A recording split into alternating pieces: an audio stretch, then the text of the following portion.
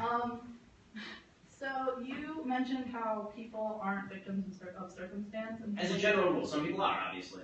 But how do you explain people who aren't given access to certain things and stuff, and therefore cannot advance? Like, you cite like single mothers and stuff like that, and then fathers leaving them. Mm-hmm. And women, oftentimes, you see it all across the country, Planned Parenthood clinics being closed down and stuff, and they can't get access to contraceptives or abortion and stuff that would stop them from being in that situation. But you think that somehow they should just help themselves, but when in fact... Condoms cost 35 cents. I think they can help themselves. I mean, that's the idea that contraceptives are not available in the United States is absurd. It's absurd. I'm sorry. It's crazy. The idea that you can't get cheap or free condoms anywhere.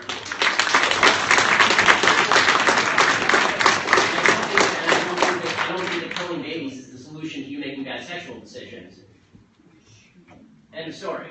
I mean, I don't see why, the unsuccessful decision that you made was the decision to have sex out of wedlock and then get pregnant out of wedlock. That decision is not alleviated by killing the product. So, since you're going to say mothers are forced to be parents, should you then also incite like laws or something like that, since you're going to force these women to be parents, that force men to be fathers? Well, there already are. It's called paternity they're tests. They're not fathers because they walk out and leave their kids, and then you have this, as you said. Yes, absolutely. I'm in favor of that. It's called marriage, and the left undermined it. It was awesome. What do you think? The system of marriage was the greatest boon to women of all time. And then feminism came along and said women need men like fish need a bicycle. And it turns out that women need men like women need men. That's because we live in a society that's set up so women can't get as far as women. No, it's because God created wombs. So women should just, say suck it and have a child, suck it up and have a child? Well, if you get pregnant, yes, because you don't get to kill things just because it's in your uterus. It's my body. How about you just stay out of it? How about it's baby and you don't get to kill it? You're talking so much about how... I don't care about your appendix. I don't care about your thorax. I don't even care about your uterus. I care about what's in it. And I can take out my appendix if I don't want it, so why can't I take out other parts of my body? Because they're not independent living human beings. They're not independently living human beings when they're a bundle of cells. Oh, okay. So let me get this. At what point? So okay, let's assume that your scientific knowledge is vast. Let's assume your scientific knowledge. So are you also against partial birth abortion? I think I don't understand why people would have I'm not. At what point does that bundle of cells become a human being in your view? Sorry. No, really. I mean, this is. No, I just need to calm down for a second. Sorry, did I trigger you? Want to go to another question?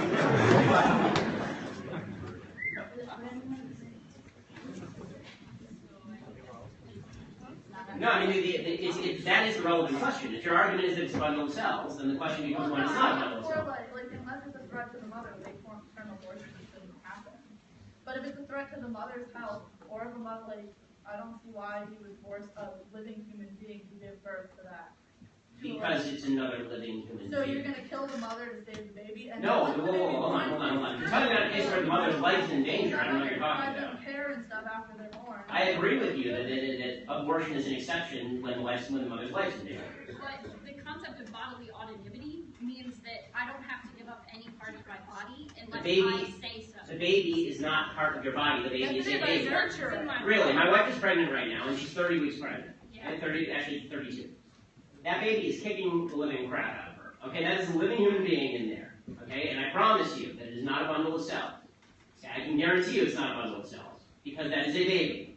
Okay, and I'm sorry, but a bundle of cells that is requiring her. You're technically a bundle of cells, right?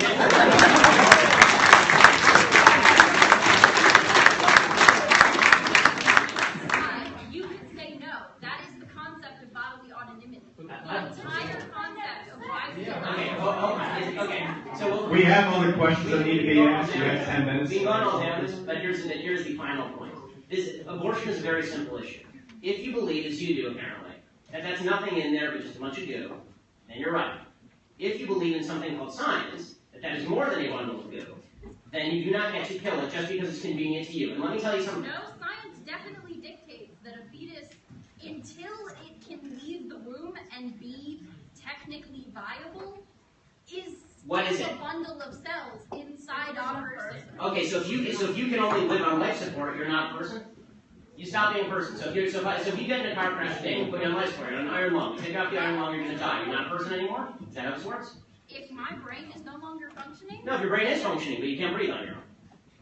Then I'm still technically viable. Brain function... No, you're not, because the machine's keeping you alive. Look, again, the bottom line is this. If you are defining whether something is a life or not based on your own convenience, that is the nature of evil. Okay, defining what a human being or not, whether something is a human being or not, based on whether you want it or not, is nasty. You manipulate science to enhance your own... You're the one manipulating science. You're the one suggesting that it's like snot. You Okay, it's said not. being transparent with mental illness, when in fact the DSM-5, which is the definitive psychological examples of mental illness, has declassified it. The DSM is highly politicized and has been for decades. And it was until 2 years ago, it was classified as gender identity disorder of mental illness. Okay, we can move on. Questions? Yeah, because you just don't like what we're saying. No, see, the difference is I let you talk. No, let's go. You actually know my father, but you had the same conversations with him, and you shut him down too. In what way have I shut you down? You've been talking for like 10 minutes here. She's been talking, I've been talking, but you haven't actually answered her questions. No, I did. You just don't like the answer. And I'm sorry if you don't like the answer. What's up? Oh no, I understand your answer, but... How about you let other people talk? Again, Ben, thanks for coming. Just had any specific positive trends with the issue you talked about, the election at large? Yeah. Anything positive? Any good news? Any good news about the election? It'll be over in a few months. Honestly, that's about as good news as I can get. I'm very anti-Trump and obviously very anti-Hillary. So. Got a question right here. All right, so you're all about freedom of speech, but since conservatives get a little squeamish when we talk about sex, because God forbid we all do it, and it's a natural function. I'm aware. So you're talking about what defines a life or whatever. So scientifically speaking, do you consider semen life? So I'm pretty sure that you probably masturbate a lot because you're a human being. So well put, sir.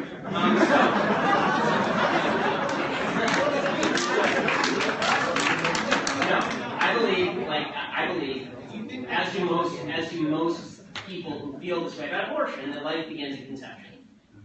And sperm meets egg, and the child is conceived. That's when life begins. That's what I believe. The rest of the question is weird.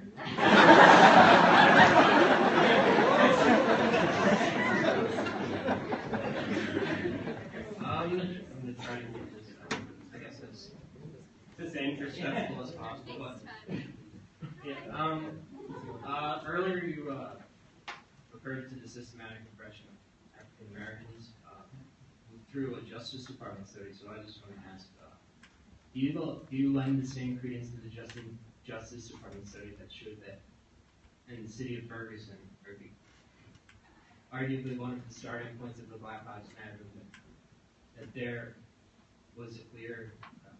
Yeah, I know the DOJ study says there, and I'll take a question before you tell me if I get it right, okay? So the DOJ study, what you're going to suggest is that the Michael Brown situation and the riots that started there were a result of systemic pattern of bias among members of the police force targeting members of the black community, essentially, correct? Right. What that study actually found, I read the whole study, what the study actually found statistically is that basically the police force was using fines as a way of raising revenue. And the vast majority of the people who were living in the city were black, and so they were targeting people in order to raise money from them, basically. Right? And I agree, that happens. Unfortunately, police departments all over the United States use writing tickets as a way of raising revenue, and I think it's terrible. I think it's terrible. If you want to tax people more, pay for police, do that. But I do think that nickel and diming citizens of any color, any ethnicity, in order to raise revenue for a police department is ridiculous.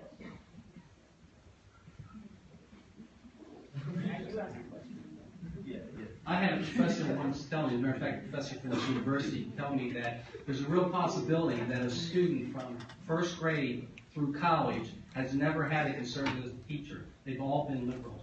And what's going on with education right now is a big mess. And now they're trying to get our kids preschool and before that and start indoctrinating them. What can stop that and turn that around? I mean, I think private schooling is helping with some of that. I think that homeschooling is helping with some of that. I think local education needs to be restored and will help with some of that. But obviously it's true. I mean, the public education system I come from Los Angeles. In Los Angeles, the public education system is a nightmare. It's just a nightmare. It's a trap for a lot of folks. LAUSD is the worst school district in the country, probably. And that's absolutely true. You can go all the way from childhood to adulthood without ever having heard a different point of view, one that, for example, actually reflects the Constitution of the United States. The only way to do that is to actually, and parents need to take, I talk about responsibility a lot, parents need to take more responsibility for the education of their children. They're sending their kids to school, they assume the schools do a good job, they don't, and then they're surprised when their kid comes home with different values.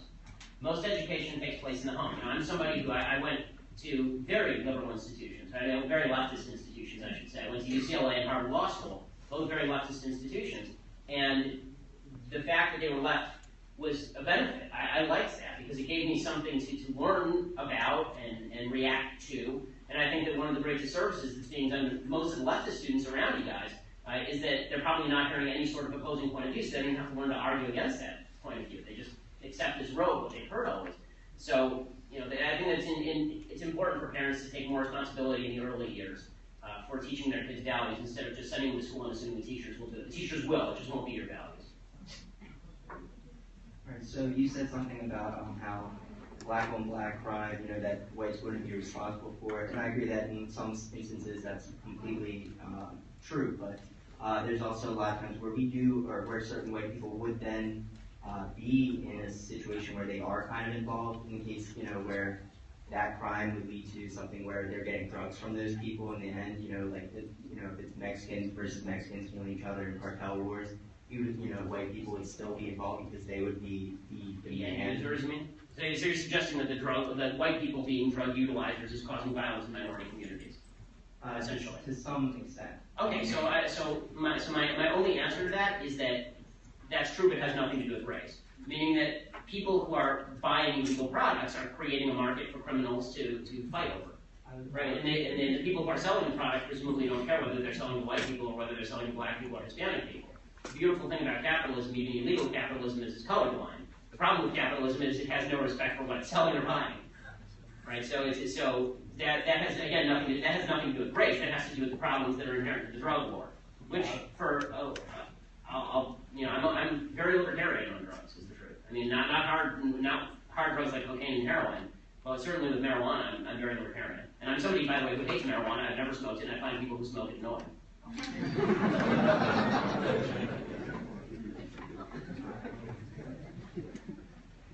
Hi, Ben. Thank you for speaking to us tonight. And congratulations on your baby. Oh, thank you. Yeah, soon. I actually was wondering if you had any tips for an old white woman such as myself. I have biracial folks in my family, and they see me being secretary of the Cumberland County Women's and they say, "Oh, Aunt Danny, that's for old white women. We love you, we respect you, but we don't get it." So I was wondering if you had any tips for me to tell them. I mean, how close are you to these family members? And the reason I ask is because I get a lot. Very close to them. You're very close. Okay, so you have to be nice. That's why I was asking. So, as you may have noticed, my debate style is not always warm and friendly. But what I would say is.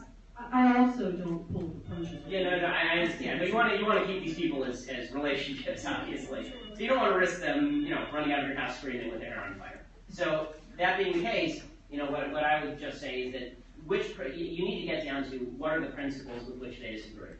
So you can say, that's actually rather racist of you to suggest that my ideology is exclusive to a particular race. If you want to talk about why you think that, let's talk about why you think that. Why do you think that? Well, what in my ideology makes you think that it's exclusive to white people? And then you can actually get to the root of what it is that they think is so off-putting to minorities. And it's possible that, there are certain politicians that they're alienated by. It's possible that there are certain things people have said they're alienated by. You don't have to buy into those. This is one of the reasons why I find Trump's candidacy so off-putting, is because I think that Trump has said things that are alienating, and I think that Trump has said things that are vile about various groups. That's not because it hurts their feelings, it's because in many cases it's not true. I mean, what he said, when you mock disabled people, that doesn't make you a good person. So if a disabled person looked at Trump and said, "I'm alienated from the Republican Party for Trump," I would say, okay, well, I don't like Trump either. And I think the same is true for him mocking women's looks and such. I mean, that's ridiculous. Thank you. My question for you is, you said decency was kind of the solution to this problem, and I was just pretty wondering. much every problem, yeah. But who gets to define decency in your eyes? Is it the Bible? Is it the president? Is it you? Where does that definition come from? So the most basic rules of decency is activity that does not create externalities.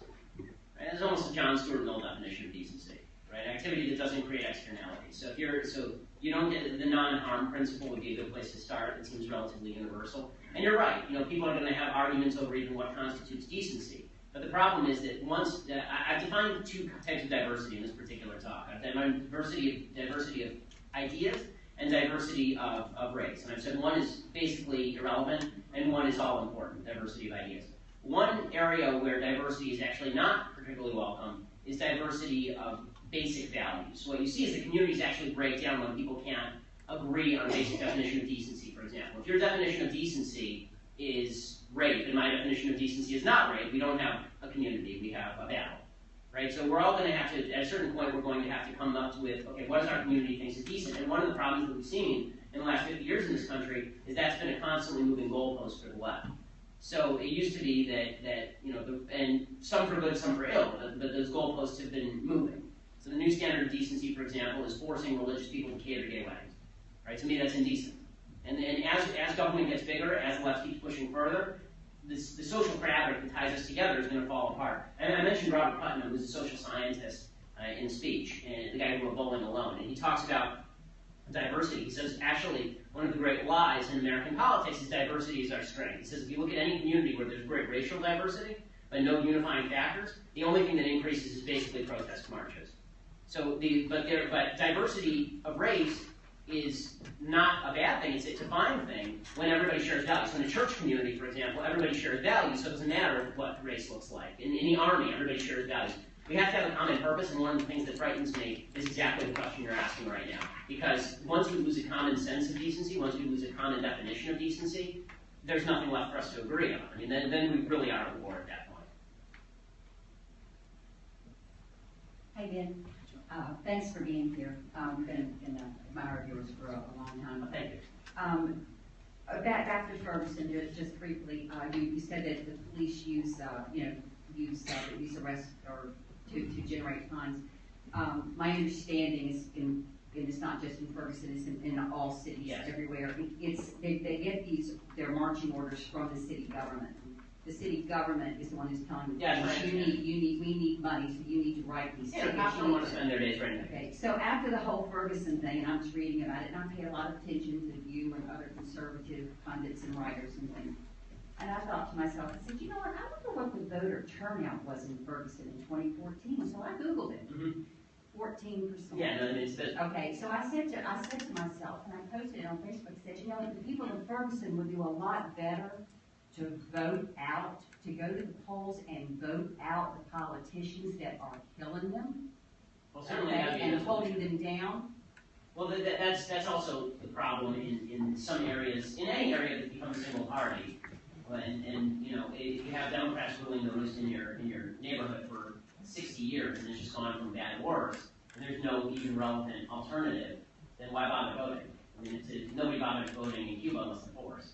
So what's the point of voting in an area where there's no alternative or where nobody even considers the alternative? Voter turnout goes down and you just take your life as hopeless and deal with it. But that's why I think that it's imperative that people who are conservative actually go into areas where they're not popular and talk. It's one of the reasons I like talking at college campuses, and I hope folks on the left show up. Because hopefully there will be people who, if they're not convinced, at least a glimmer of an idea occurs to them, and maybe they go do some more research on it. Hi, so it's great that we can have these civil conversations here, like the armed guards to keep the peace.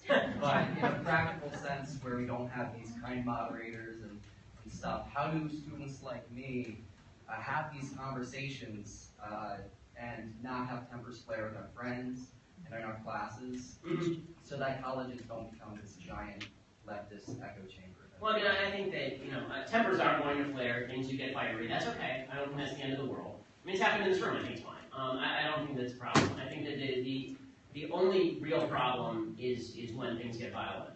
As far as how you can get away with it on campus if you're a conservative, the answer is pick your spots. You sort of have to decide the priority in any given conversation. I say this to conservative students all the time. Figure out what the purpose of the conversation is. So not all conversations are the same. If you're talking to members of your family, you actually want to be able to give them a hug at the end of the conversation. If you're on CNN with Piers Morgan, your goal is to pile drive them. The same is sort of true in your classes. If you have a professor who's open-minded, when I was lucky enough when I was at Harvard Law, I had lots of professors who were. Like I had a law school recommendation written by Lonnie Guinier. Lonnie Guinier is as far left as possible to be. And she was rejected by a Democrat senator, Undersecretary of Labor, because she's basically a socialist. She and I got along really well because she enjoyed the debate. But there are some people, professors, who don't like that. My basic rule at UCLA was that when I was an undergrad, I would debate openly in class. All of the tests were taken anonymously, a student ID number, and so I would write like a communist. And that's how I graduated summa cum laude. So I have no problem whatsoever with writing what the professors want to hear to get where you want to go. It's better than getting F's and failing out of school and having to deal with a life of misery. It's much better to get their degrees and then use them against them. I can't imagine Harvard Law isn't ashamed of me, and I hope they are. They're garbage people. Hey Ben, talked to you earlier. Nice to talk to you, but I actually agree with you. A lot of what you said about decency, it makes a lot of sense, and I think people on the left and right should be able to agree with that, because we should all have decency. So now into my question. There was a BBC study that showed gay men have a brain similar to a woman, and lesbian women have brains similar to a man. Instead of blaming these people and saying they have a mental illness, shouldn't we respect their decision to become the gender their brain was wired to be? So, number one, that study is flawed in that the men's brains look like women still look more like men than like women, and the study itself says that. So it just looks more like a woman than other men do, but it doesn't look like a woman's brain. So that's one problem with the study. Also, the sample size of the study is too small. I mean, I read these studies, but the general idea is that no one should try to harm, obviously, anybody who's mentally ill. Just because I label someone mentally ill does not mean that this person should be mistreated. It means that the treatment for them is not cutting off parts of them. I think it's mutilation. What would you propose as treatment for them? I would propose, developing better treatments. And I think the problem is that this stops the conversation. The suicide rate, let's put it this way, the suicide rate post-op for transsexuals is exactly the same, or transgenders, is exactly the same as it was before op, and it's 40%. In some cases, by UCLA study, it's higher. Stuff like this, like referring to them as sir? No, that's not why. No population has a 40% suicide rate because people call them sir. Okay, seriously, that is the problem is, and there are also studies on this. Transgenderism is highly comorbid with depression. The suicide rate is the same essentially, regardless of where you live. It's true if you live in San Francisco. It's true if you live here. It doesn't matter. The problem is that when you're dealing with, mental illness, my grandfather, my dad's dad, was institutionalized in the 1960s because he had schizophrenia. The solution was he thought the radio was talking to him. He was institutionalized and they gave him lithium, right? And then he was much better after that. The solution would not have been to say, yes, Nate, the radio is in fact talking to you, and let's pretend along with you because it makes you feel better about yourself and then maybe you won't try to kill yourself. The fact is that mental illness has to be taken much more seriously in a society championing anybody's idea of what they are against all available science.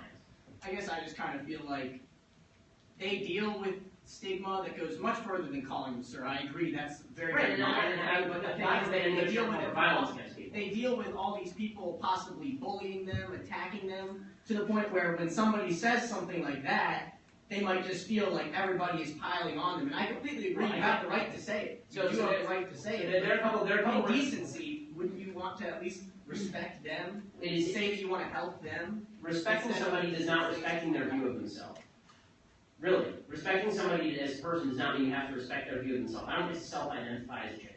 I don't get to self-identify as a good person. If you think I'm a bad person, you get to call me what you want. I mean, the fact is that our own self-identity is not definitive of the truth. This is the problem. Once your subjective self-definition rules my objective definition of you, then we have no even common framework to work. And the reality is the media have been using the transgender issue, and it really is a serious issue for people who have this thing that's called, again, 4 in 10 people are killing themselves. That is not a result of society being mean to people. That is a result of a significant mental illness. The only population in human history known to have a suicide rate anywhere mildly close to that was Jews living in Nazi Germany.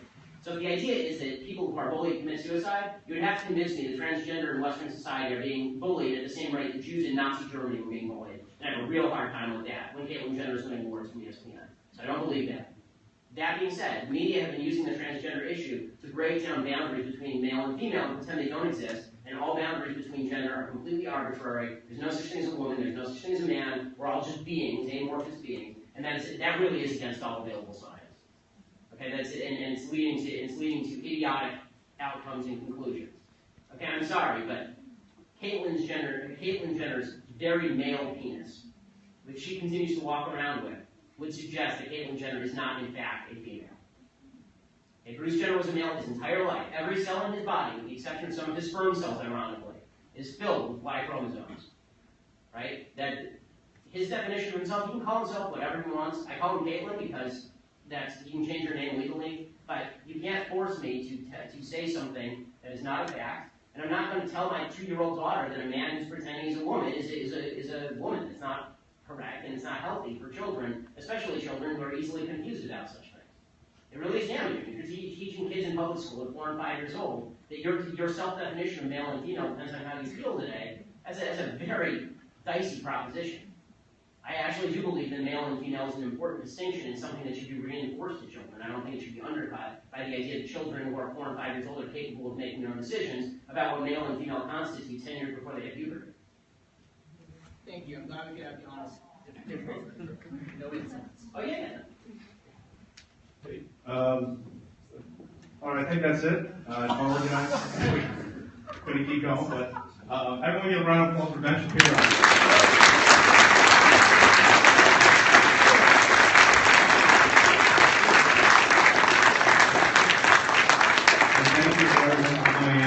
Obviously, we had some opposition, and we welcome that, and we're happy that they came, and we're happy we had a civil dialogue.